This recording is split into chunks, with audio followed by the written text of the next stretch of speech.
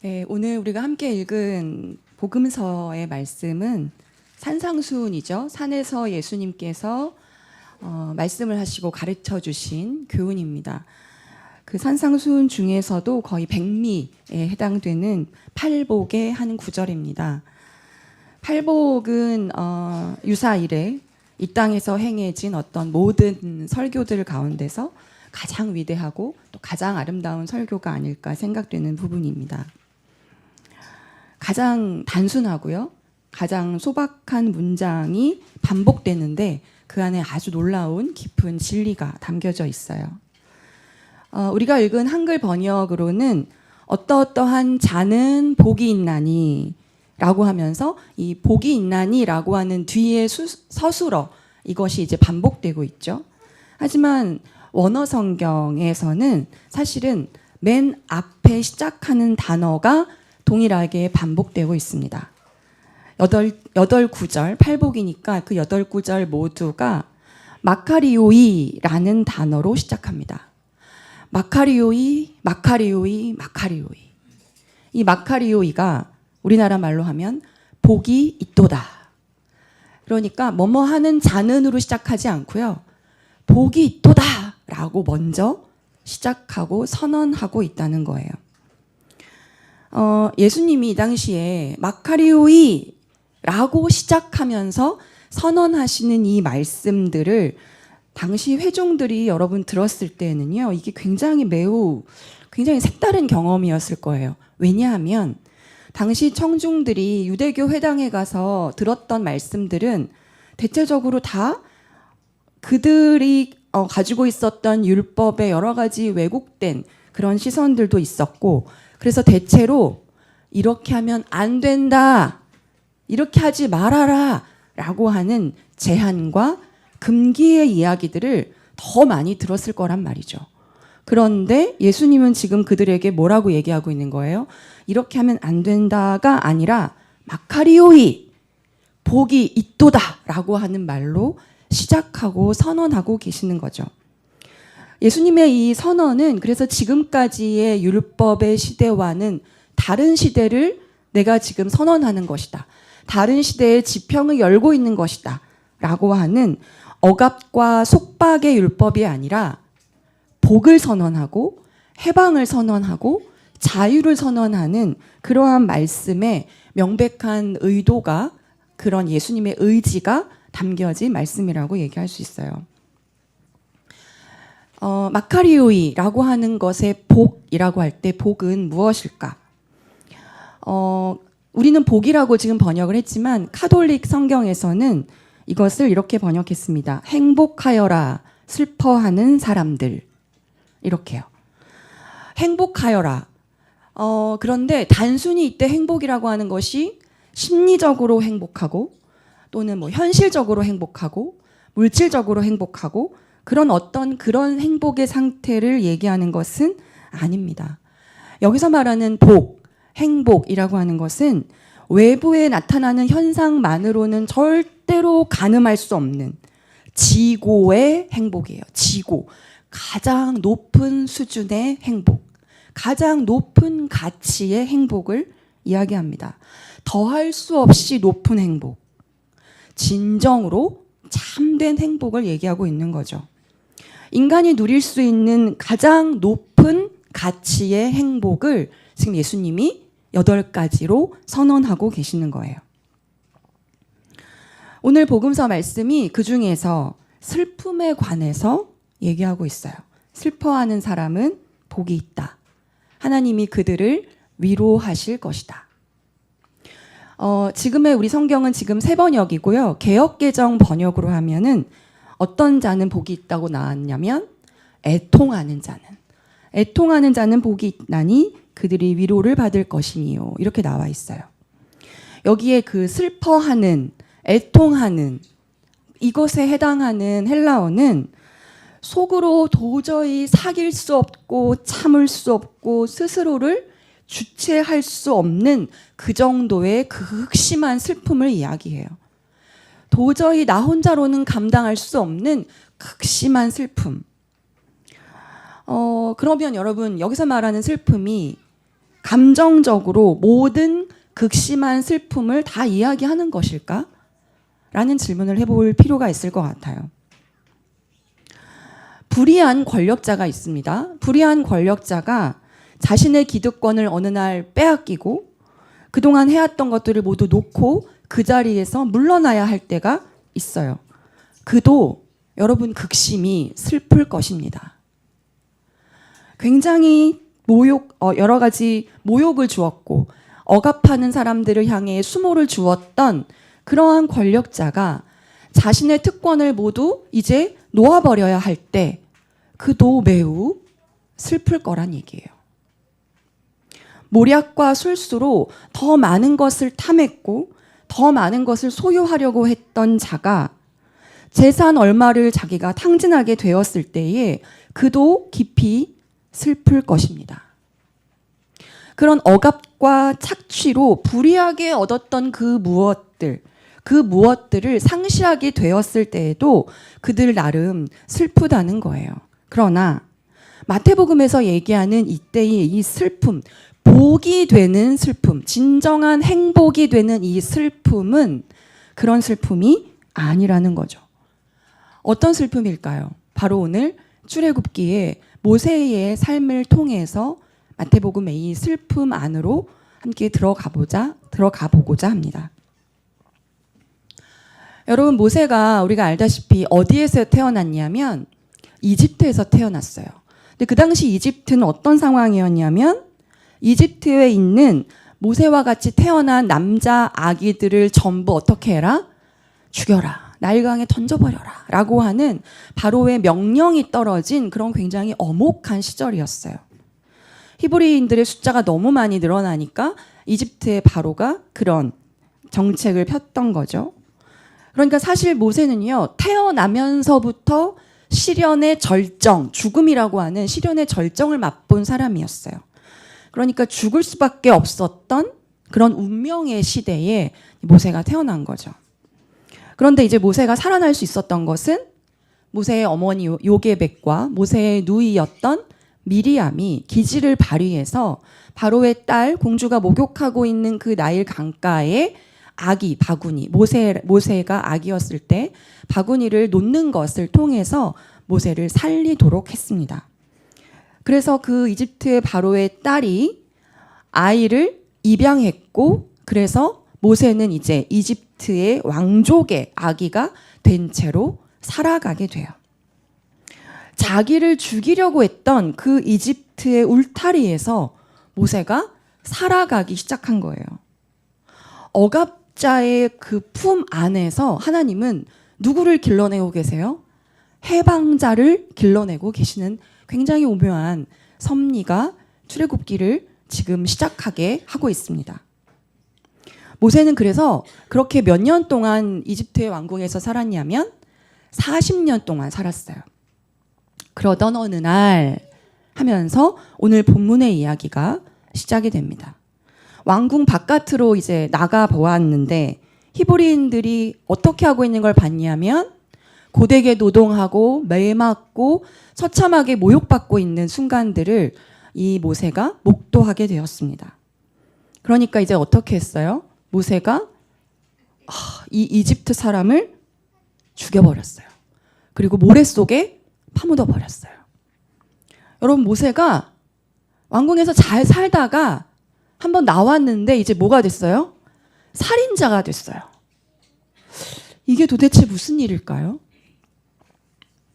오늘 본문이 시작되는 11절에 보면 모세가 동족 에게로 갔다 할 때 그 에게라고 하는 이 전치사는 이때 해당되는 히브리어는 어떤 의미냐면 굉장히 분명한 목적을 가지고 있는, 굉장히 분명한 지향을 가지고 있는 전치사래요.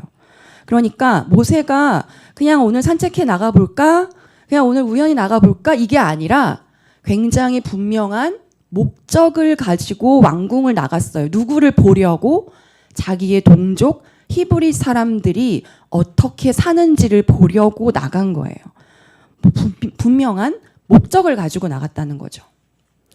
이것에 관해서 초대교회의 집사였던 스데반, 스데반이라고 하는 집사 아시죠? 스데반이 이것에 관해 설교했던 장면이 나옵니다. 한번 찾아보겠습니다. 사도행전 7장. 사도행전 7장 22절에서 23절입니다. 사도행전 7장 22절에서 23절.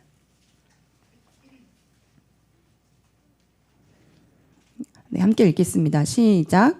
모세는 이집트 사람의 모든 지혜를 배워서 그 하는 말과 하는 일에 능력이 있었습니다.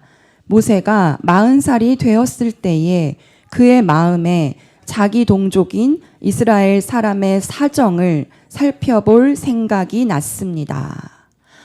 즉, 지금 스데반이 설교하고 있는 것처럼 모세는 그들이 처한 히브리 사람들이 도대체 어떻게 살고 있는지에 관한 상황을 살펴보기 위해서 나갔어요. 모세가 여러분 지금 22절에서 이야기하듯이 이집트 사람의 모든 지혜, 그 당시 이집트는 여러분 최고 문명국이에요.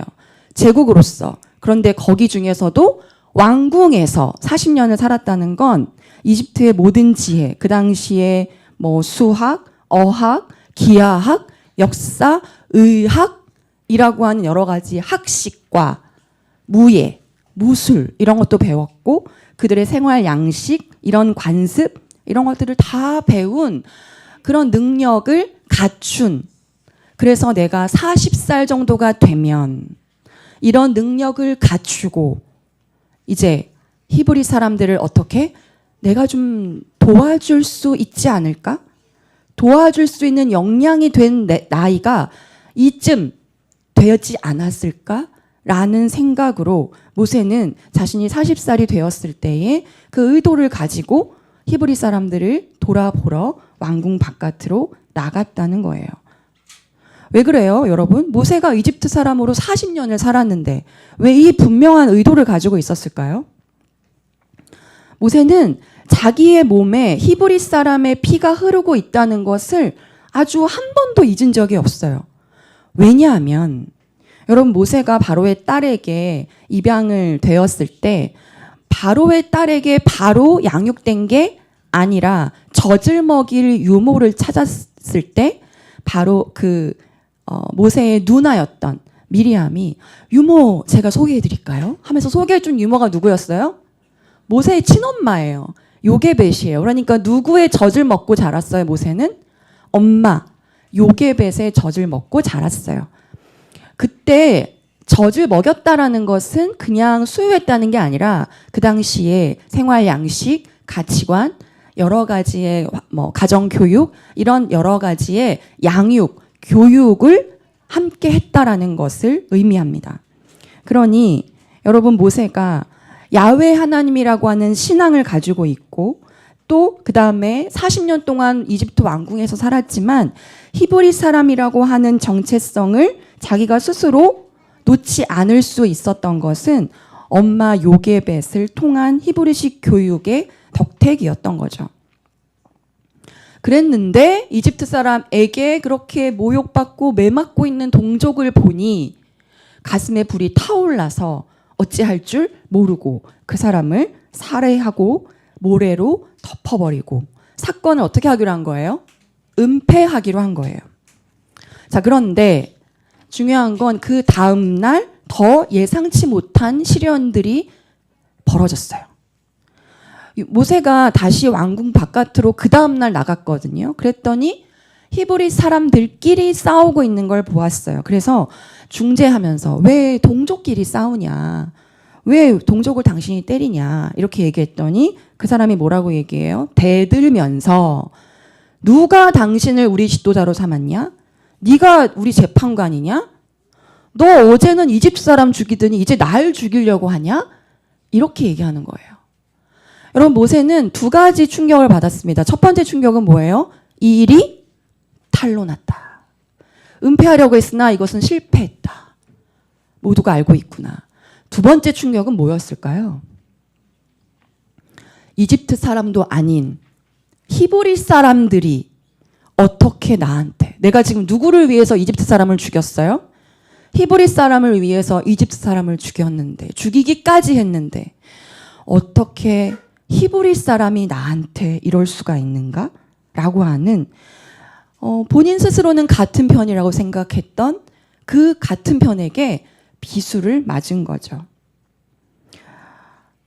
내가 비록 이집트의 왕궁에서 살았지만 나는 히브리의 피가 흐르고 있다고 생각했는데 그 히브리 사람 앞에서 보기 좋게 깨지는 경험을 하게 된 거예요. 그러니까 여러분 이 모세 입장에서는 나는 이 정도를 배웠고 이 정도의 능력이 있고 이 정도의 나이가 되었으니 이것을 나의 능력과 의지와 힘으로 히브리 사람을 도울 수 있겠다라고 했던 그 자부심이 완전히 무참히 짓밟히게 된 거예요. 그 순간 여러분 모세는 갈 곳을 이제 잃어버렸습니다. 자기 민족으로부터 큰 상처를 받고 엄청난 배신을 당한 거예요. 이제 이집트인도 아니고 히브리인도 아닌 것 같은 그 사이에서 어디에도 나의 자리가 없다라고 하는 것을 알게 됐어요. 뼈아프게 그것을 마주하게 됐어요. 나의 정체성을 어디에서 찾을 수도 없다라고 하는 이 뼈아픈 마주함. 나는 도대체 누구란 말인가? 나는 도대체 누구란 말인가? 여러분 이집트인 입장에서 보면 여러분 모세는 어떤 사람이에요? 겉모습만 이집트일 뿐이지 그냥 히브리 사람을 위하는 그런 모세는 겉모습만 그런 거지 굉장히 국가 반역의 어떤 선봉에 있는 사람이라고 볼 수 있을 거예요. 국가 체제를 위협하는 사람이에요. 그럼 반대로 히브리 입장에서 보면 모세는 어떤 사람이에요? 히브리를 위하는 척 하는 어쨌든 자기가 누릴 거 다 누렸고 왕궁에서 배울 거 편안하게 살았고 하면서 왕궁에서 자란 결국 우리랑은 다른 고상한 존재이라고 생각했을 겁니다. 여러분 이 상황에서 모세가 할 수 있는 것이 무엇일까요? 아무것도 없어요. 내가 그동안 가졌던 능력, 힘, 나의 지식 이 모든 것들이 아무것도 소용이 없는 근원적인 한계에 부딪히게 됩니다. 근원적인 한계. 여러분 이 모세가 여기서 만나게 되는 이 모세의 슬픔이라고 하는 것은요. 모세의 고난 자체가 아니라 도저히 내가 누구란 말인지 알 수 없는 그 정체성의 상실에서 오는 슬픔입니다.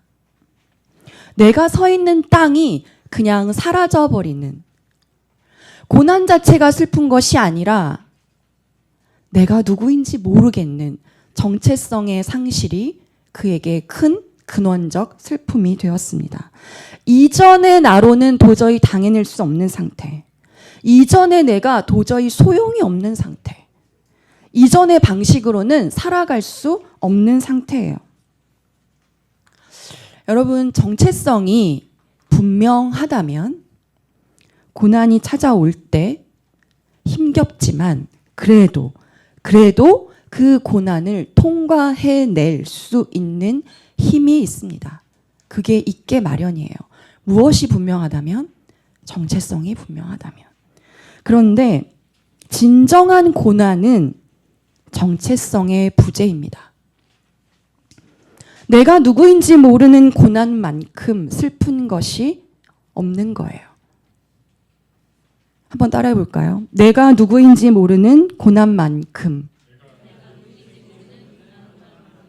슬픈 것이 없다. 내가 누구인지 모를 때 여러분 인간은 근원적 한계에 부딪힙니다. 그 한계를 마주할 수밖에 없습니다.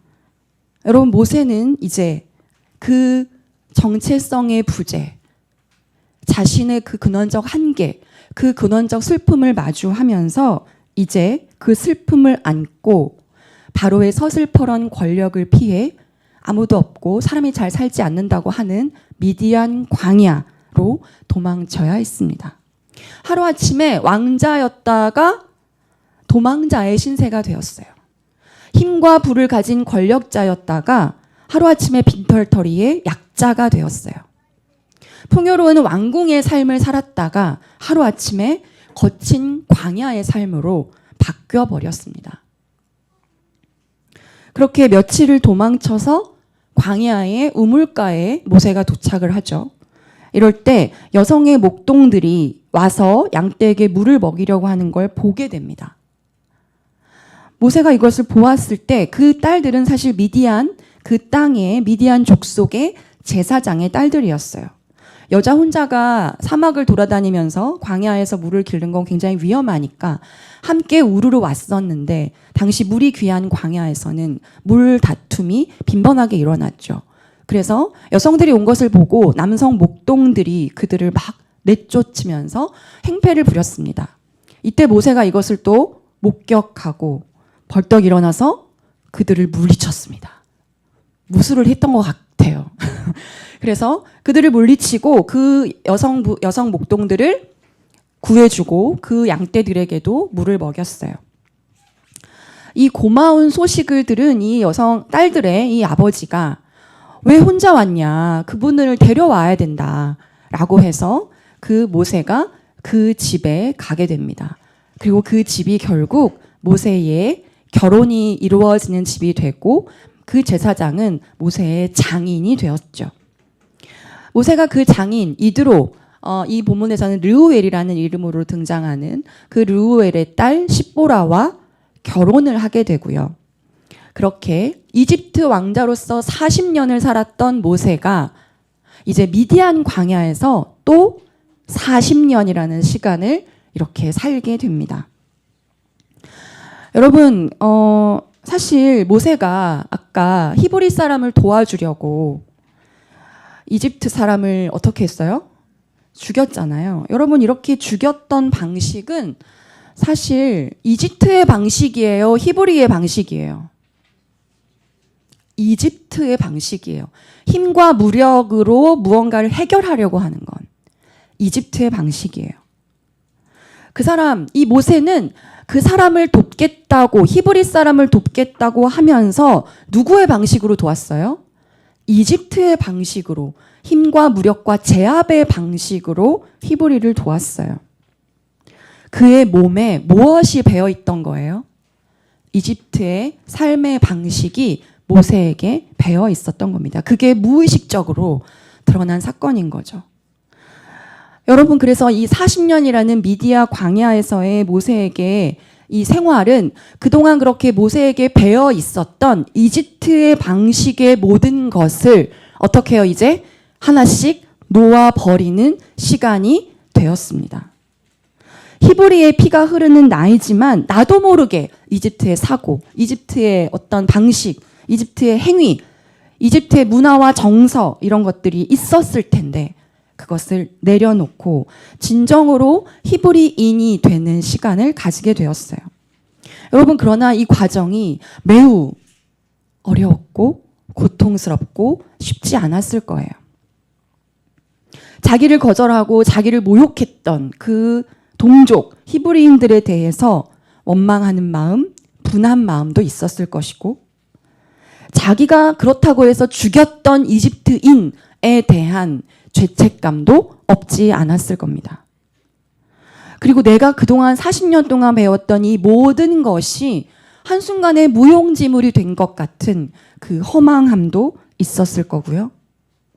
미디안 광야 생활을 하면서 저기서 계속 들려오는 히브리 사람들의 그 고통의 신음소리가 그를 또 불편하게 했을 겁니다. 이런 여러 가지 복잡한 이 모세의 마음의 갈래가 이전의 삶과 지금의 나의 이 상태가 완전히 뒤엉키고 부대끼고 정돈되지 않은 채로 상처가 드러나기도 하고 그것 때문에 아프기도 하면서 그 안에서 내적으로 갈등하고 씨름하는 그런 시간을 살 수밖에 없었어요. 여러분, 모세는 아마도 이러한 모든 마음의 그 갈래들이 계속 충돌하고 부딪히는 과정을 40년 오롯이 경험했을 겁니다. 미디안 광야의 그 땅에서 이 과정을 내내 통과해냈을 거예요. 그리고 마침내 모세가 미디안 광야의 삶을 어떻게 살았는지를 압축적으로 보여주는 구절이 오늘 본문의 2장 22절입니다. 함께 읽어보겠습니다. 2장 22절. 출애굽기 2장 22절. 시작. 십보라가 아들을 낳으니 모세는 내가 낯선 땅에서 나그네가 되었구나 하면서 아들의 이름을 게르솜이라고 지었다. 아들의 이름을 지으면서 모세는 자기가 더 이상 이집트의 왕자가 아니라 낯선 땅에서 살아가야 하는 누구? 나그네로서의 정체성, 떠돌이로서의 정체성을 이제 갖게 되었어요. 그냥 겉모습만이 아니라 마음의 속에 있는 깊은 뿌리까지.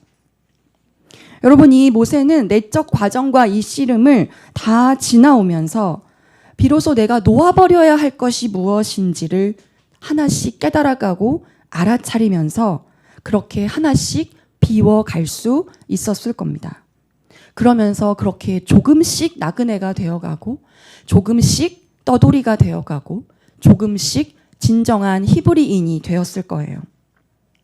여러분, 이게 광야가 바로 이런 일이 일어나는 곳이라는 거예요.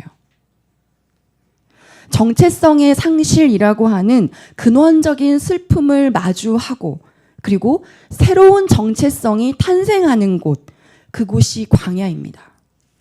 나의 근원적인 한계를 마주하고 나의 작음을 한없이 긍정하면서 대신에 하나님의 크심을 계속 경험하는 곳, 그곳이 광야입니다.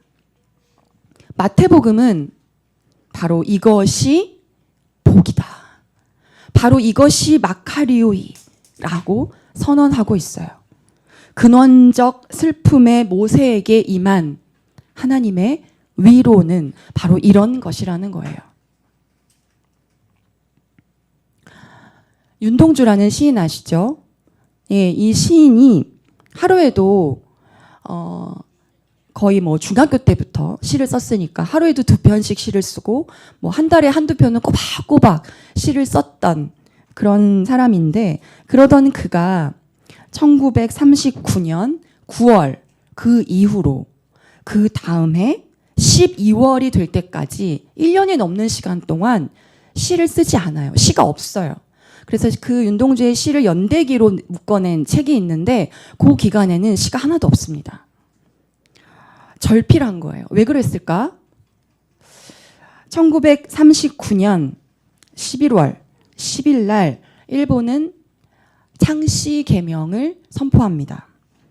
민족의 성과 이름을 바꾸어야만 살 수 있다라고 하는 정책을 일본이 갖게 돼요. 그 정책에 굉장히 분노하고 무력함을 느끼면서 아마도 절필을 그 당시에 그러한 이유 때문에 했을 것이다. 이렇게 우리가 추측할 수 있습니다. 이제 그러다가 절필을 하다가 1940년 12월 그 긴 1년에 넘는 침묵을 딱 깨고 그때 처음으로 나왔던 시 중에 바로 하나가 제목이 팔복입니다.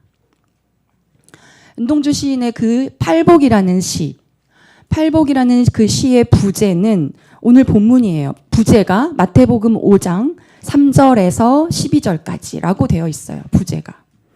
시는 이렇게 펼쳐집니다. 슬퍼하는 자는 복이 있나니, 슬퍼하는 자는 복이 있나니, 슬퍼하는 자는 복이 있나니, 슬퍼하는 자는 복이 있나니, 슬퍼하는 자는 복이 있나니, 슬퍼하는 자는 복이 있나니, 슬퍼하는 자는 복이 있나니. 몇 번 했어요? 몇 번 했어요? 7번? 한 번 더. 슬퍼하는 자는 복이 있나니. 8번. 그리고 이렇게 끝납니다. 저희가 영원히 슬플 것이요. 마태복음의 팔복이라고 하는 이 성경 구절을 슬퍼하는 자 다 바꿨어요. 그리고 마지막 행은 어떻게 끝난다고요? 저희가 영원히 슬플 것이요. 이걸로 끝납니다. 그래서 여러분 이 시가 윤동주가 당시 신앙을 저버린 거 아니냐. 하나님이 아무 반응이 없으니 그 하나님에 대해서 냉소적이고 굉장히 비아냥거리는 것 아니냐. 신의 부재를 말하고 있는 시 아니냐. 이러한 논란이 있기도 합니다. 그런데 이 시에 육필 원고가 우리에게 남아 있습니다. 그것이 얼마나 다행스러운지 몰라요. 그 육필 원고를 보면 마지막 행을 쓰기 전에 2번에 걸쳐서 지워진 문장들이 있습니다. 제가 보여드리려고 합니다. 높이를 좀 맞춰주실래요?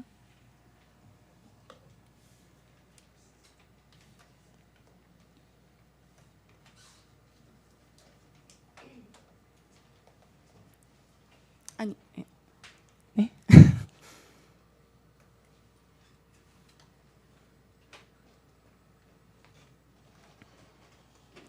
네, 여기 보시면 팔복, 슬퍼하는 자는, 이게 이제 부제죠. 마태복음. 슬퍼하는 자는 복이 있나니, 슬퍼하는 자는 복이 있나니. 이렇게 8번을 하다가 여기에 뭐라고 돼 있냐면 첫 번째 쓴 문장은 저희가 슬플 것이요. 이렇게 썼어요. 저희가 슬플 것이요. 처음에는 여러분 윤동주가 시를 이렇게 끝내려고 했습니다. 실제 마태복음의 말씀과 달리 여전히 너무나 고통스러운 이 현실의 고단함 속에서 하나님의 위로가 느껴지지 않으니까 더 슬펐던 것 같아요. 그래서 저희가 슬플 것이요. 이렇게 맺으려고 했습니다. 그러나 윤동주는 이 문장을 지웁니다. 그냥 이렇게만 끝낼 수는 없었던 것 같아요. 제 개인적인 견해이지만 이 지워진 문장들 속에 윤동주가 가지고 있었던 마음의 결과 흐름이 무엇일까? 제 개인적인 견해입니다. 한번 이렇게 따라가 봤으면 좋겠어요. 그 다음에 쓴 문장은 저희가 위로함을 받을 것이요 라고 돼 있어요. 2번째 쓴 문장입니다. 이렇게 끝낼 순 없어. 그렇게 절망한 채로 이 고통 가운데 있는 것, 그런 채로만 살아갈 수는 없는 노릇 아닌가? 윤동주는 그렇게 생각했던 것 같아요. 그래서 저희가 그래도 위로를 받아야지.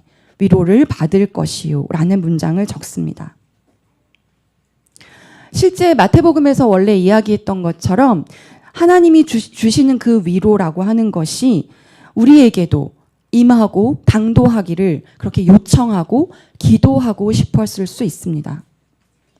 절망 속에서도 이 말씀을 붙들려고 했던 윤동주의 어떤 다짐이지 않았을까요?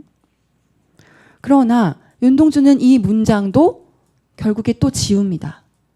그리고 뭐라고 적냐면 저희가 오래, 여기 처음에 쓴 것은 오래 슬플 것이요. 저희가 오래 슬플 것이요 라고 다시 적어요.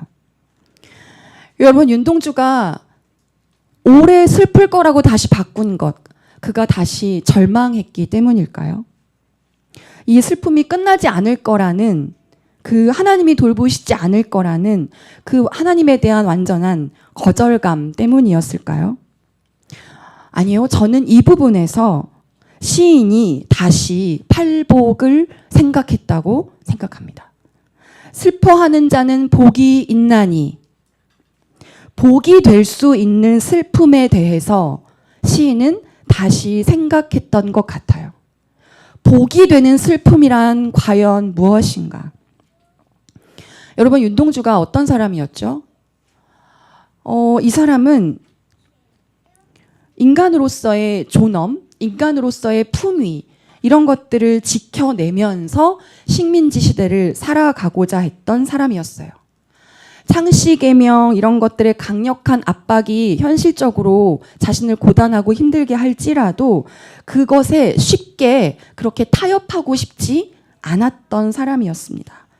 그러나 그렇게 하늘을 우러러 한 점 부끄러움이 없기를 바랬던 그 자신의 그 가치 앞에 지금은 너무나 한없이 무력하고 부끄러운 자기를 발견합니다.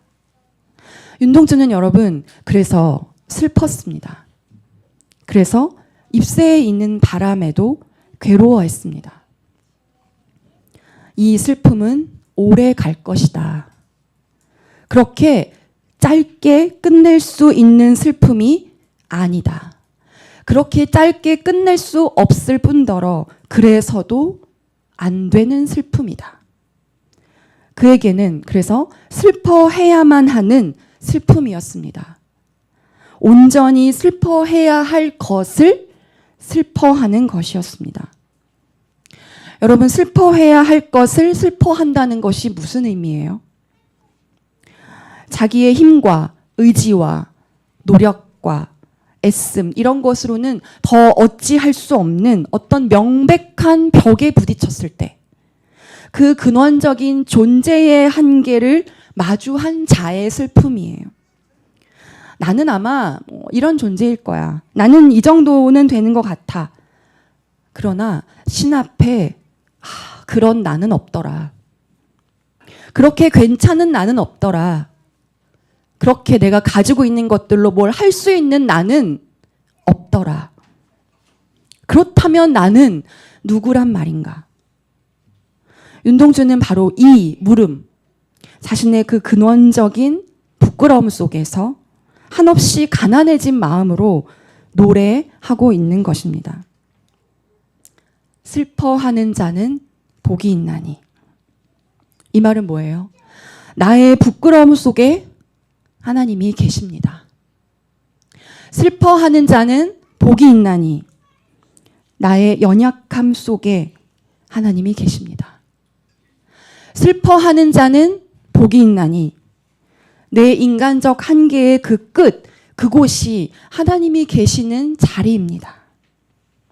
슬퍼하는 자는 복이 있나니 이전의 나, 괜찮아 보였던 나, 그렇게 바닥까지는 아니었던 나, 그 나와 작별하는 자는 복이 있나니 이 내가 죽는 이 여정에 하나님이 계십니다. 라는 고백이에요. 여러분, 윤동주는 그 슬픔의 광야를 통해서만이 하나님과 접속할 수 있다는 것을 알았던 사람이에요. 그리고 그 슬픔을 아는 사람이 슬퍼하는 자들과 함께 또 슬퍼할 수 있다는 것도 알았던 사람이에요. 그래서 또 노래합니다. 슬퍼하는 자는 복이 있나니. 전쟁과 사회적 타살이 만연한 이곳에 바로 하나님이 거기에 계십니다. 슬퍼하는 자는 복이 있나니 세상의 비참한 이 고통 속에 하나님이 계십니다. 슬퍼하는 자는 복이 있나니 모욕과 억압과 수모의 그 한가운데 바로 하나님이 계십니다. 슬퍼하는 자는 복이 있나니 모든 죽어가는 것에 하나님이 계십니다. 여러분, 그런 의미에서 이 슬픔과 이 애도, 이것은 우리의 영적 여정에서 단순히 그저 그냥 오래 이어지다가 언젠가는 끝맺음을 하게 되는 그런 종류의 것이 아니라 어떻게 이어져야 하는 것입니까? 영원히 이어져야 하는 것입니다. 그래서 여러분, 윤동주는 결국에 저희가 영원히 슬플 것이요 라는 것으로 시를 완성했습니다. 여러분, 이것은 냉소와 저주가 아니라 오히려 영원한 복을 이야기하고 있는 거예요. 온전한 슬픔의 복을 노래하고 있는 거예요. 저희가 영원히 슬플 것이요 라는 말은 저희가 영원히 하나님과 함께 할 것이요 라는 의미이기 때문입니다. 그래서 윤동주는 이 마태복음의 말씀을 전복적으로 뒤집음으로써 오히려 더 강력한 슬픔의 복을 선언하고 있어요. 영원한 슬픔을 선택하는 것이 모든 죽어가는 것을 사랑하는 길이다라는 것, 그것이 진정한 마카리오이, 진정한 복이다라고 말이에요. 여러분, 나의 근원적 한계 속에서 나의 작음을 알아갈수록 하나님의 크심이 드러납니다. 오늘 고린도후서의 말씀은 그리스도의 고난이 넘치는 것과 같이 그리스도의 위로 또한 넘칩니다. 라고 말씀하고 계세요. 이전에 나와 작별했던 나는 여러분 이제 누구입니까? 근원적인 존재의 한계를 마주하고 그 슬픔 속에 있었던 나는 이제 누구입니까? 하나님의 위로가 임하는 자입니다. 하나님의 현존이 함께하는 자예요. 우리의 정체성은요, 여러분 하나님과 친밀한 관계를 맺을 때 생겨나는 거예요. 그래서 오늘 하나님이 이렇게 말씀하십니다. 내가 너와 함께 있는 것, 그것이 너의 정체성이다. 내가 너와 함께 있는 것, 그것이 너의 정체성이다. 여러분, 이 말씀을 우리가 오늘 가슴에 새기면서 슬픔 속에서 나를 새롭게 하시는 하나님의 위로가 함께 하시는 새로운 한 해가 되시기를 바랍니다. 마카리오이라고 하는 복되도다라고 하는 선언이 여러분의 근원적 슬픔의 여정에 있는 우리 모두에게 선포되는 그런 새해가 되기를 바랍니다. 윤동주 시인의 이 마지막 식구를 바꿔 읽어드리면서 말씀을 마치겠습니다. 슬퍼하는 자는 복이 있나니 저희가 영원히 하나님과 함께할 것이요. 기도하겠습니다.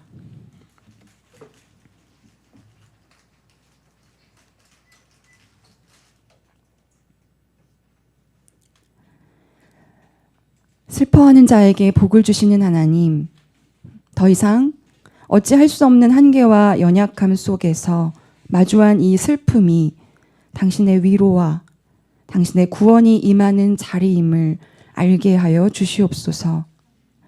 이전의 나와의 작별이 주는 이 상실감과 슬픔 속에서 당신이 새로운 나를 창조하여 주셔서 슬픔의 광야를 통과하여 새로운 가나안 땅으로 인도되고 있음을, 바로 이것이 참된 지고의 행복임을 경험하고 누리는 새해가 되도록 이끌어 주시옵소서. 예수 그리스도의 이름으로 기도합니다. 아멘.